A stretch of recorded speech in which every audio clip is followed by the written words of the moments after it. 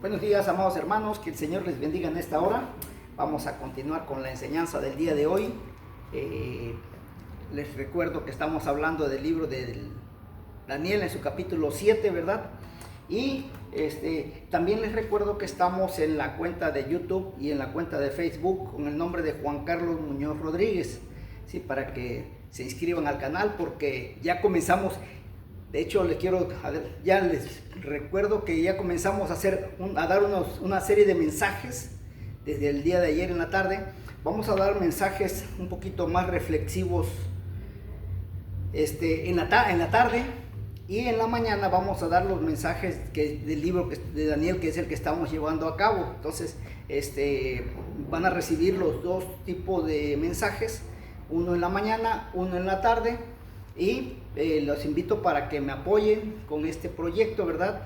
Como iglesia que somos, una iglesia que no nos conocemos, pero conocemos al mismo Dios, ¿verdad? Al cual servimos y del cual hablamos, y sobre todo de su bendita palabra. Entonces los invito para que se inscriban y para que también, si gustan hacer algún comentario con respecto a los otros mensajes que se van a dar por la tarde, serán bienvenidos, ¿sí? Y ya después vamos a ver si podemos entrelazarnos en vivo, ¿sí? Con algún servicio en particular. Lo vamos a programar para llevarlo a cabo también. Con respecto a lo de la tarde, los invito para que también nos vean por este medio, ¿verdad? Y comenzamos con el libro, con lo que llevamos. Ayer leímos que en el capítulo 25 el versículo 25 del capítulo 7 de Daniel nos habla y hablará palabras contra el Altísimo, y a los santos del Altísimo quebrantará, y pensará en cambiar los tiempos y la ley, y serán entregados en sus manos hasta tiempos y medio tiempo. Recordemos que también en Apocalipsis dice, también se le dio boca que hablaba grandes cosas y blasfemias, y se le dio autoridad para actuar 42 meses, y abrió su boca en blasfemias contra Dios, para blasfemar de su nombre, de su tabernáculo y de los que moran en el cielo, ¿sí? Ayer hablamos de este versículo, y hay algo interesante. Dice, le dio, ¿sí? Y por medio de palabras falsas, palabras lisonjosas, palabras bonitas como las que hablan ahorita los profetas de la prosperidad, ¿verdad? Que en lugar de hablar de la palabra del Señor y llevar a la gente al arrepentimiento o hablarle de la segunda venida de Cristo, ellos lo único que hacen es halagar a la gente, hacer creer que Dios los va a bendecir con riquezas, con oro, con plata, con autos, con casas, con todo. No estamos exentos de recibir esas bendiciones de Dios, pero ¿saben qué? Nuestro Señor nos dice que Él quiere que vayamos directamente con Él y que no andemos creyéndole a esos chamanes, a esos mentirosos, ¿sí? Para llevarles lo poco que tenemos, ¿sí? Acudamos directamente al Señor y Él sabrá, Él conoce nuestras verdaderas necesidades y Él las suplirá. Hay un detalle también que quiero comentarles, porque esto sucedió hace como un mes y medio o 2 meses cuando mucho, de una falsa paz, que es la que proponen estos hombres. Pero me da tristeza decirles, yo vivo en el país de México, y hace como un mes y medio se reunieron en la capital del país un grupo de hermanos, de pastores, evangelistas, predicadores, cantantes, y un sinnúmero de gente para orar por la paz mundial, por la paz de México, ¿sí? Pero, amados hermanos, la verdad, yo les digo a estas personas, qué insensatos son, ¿sí? Qué falsos, porque invitan a la gente de todo el país, y fue muchísima gente, fue cientos de miles de gentes fueron, no sé si 200 o 300 mil gentes fueron para orar y pedirle a Dios por la paz mundial. Pero estos insensatos, sin corazón, sin conocimiento, bueno, el conocimiento lo tienen, el razonamiento no, porque no se basan en las Sagradas Escrituras, amados hermanos. ¿Qué es lo que hicieron? Vamos a orar por la paz mundial. Amados hermanos, pero ¿qué no se han puesto a pensar que en las Sagradas Escrituras, el apóstol San Pablo, en la primera carta a los tesalonicenses, en su capítulo 5, versículo 3, dice: cuando digan paz y seguridad, entonces vendrá sobre ellos destrucción repentina, como los dolores a la mujer encinta, y no escaparán. Entonces, si esto nos dice Pablo, que cuando el hombre por fin diga que hay paz, es porque ya se presentó el anticristo, porque ya llegó el anticristo, y ese anticristo es el que les va a dar la falsa paz. Esa es la paz que ellos quieren, porque no hay ninguna otra paz, amados hermanos, en las Sagradas Escrituras. Una cosa es la paz con Dios, pero otra cosa es pedirle paz para toda la humanidad, para todo el mundo, para mi país. Amados hermanos, las Sagradas Escrituras están todavía muy diferente a lo que estos hombres proponen.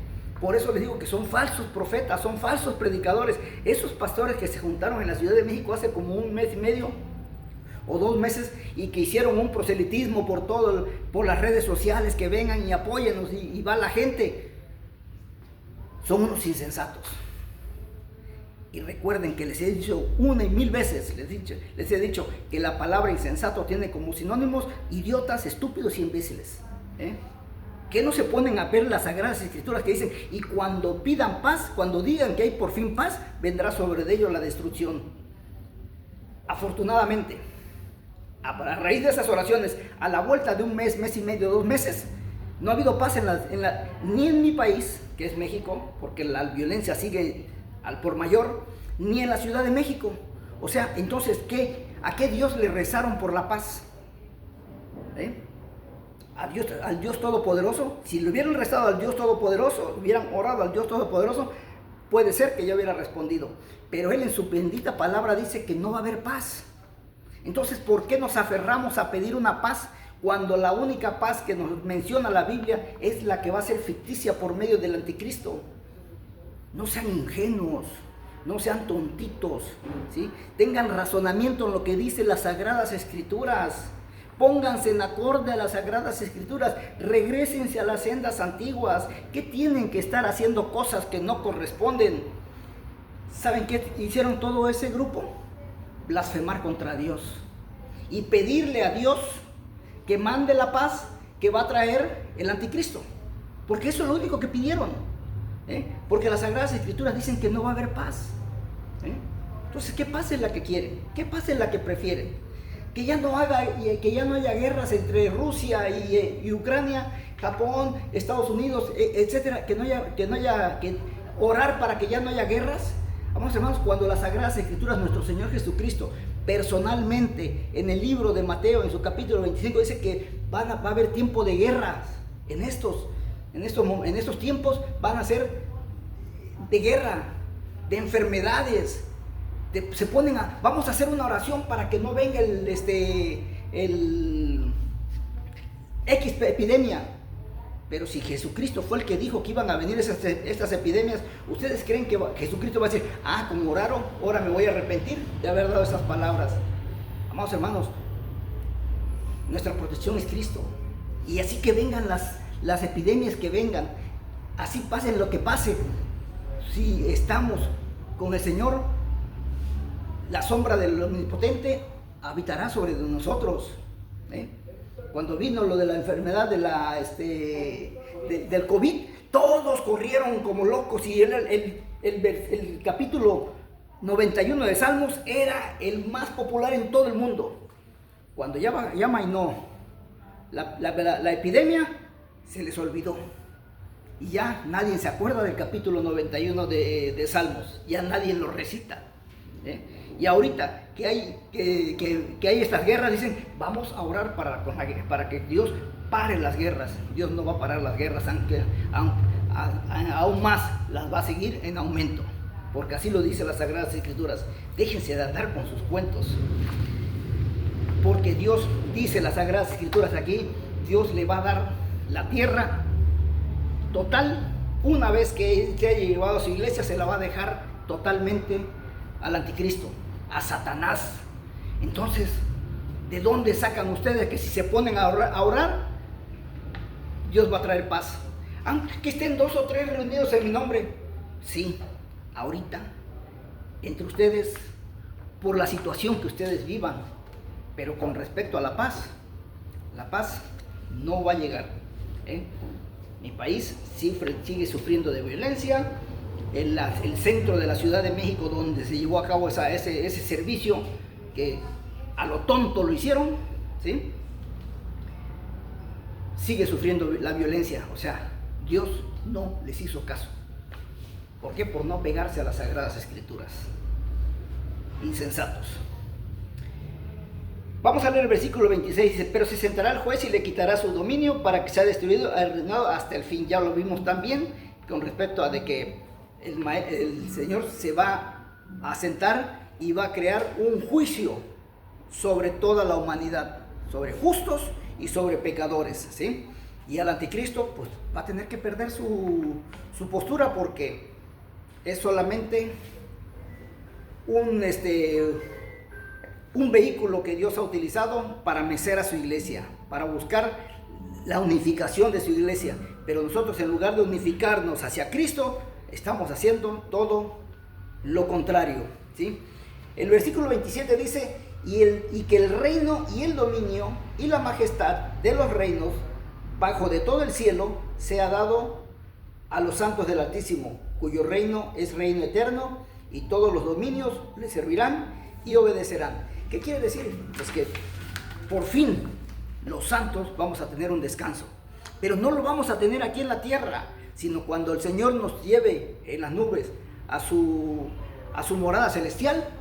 Ahí es donde vamos a tener la paz. En la tierra no lo vamos a tener paz, ¿sí?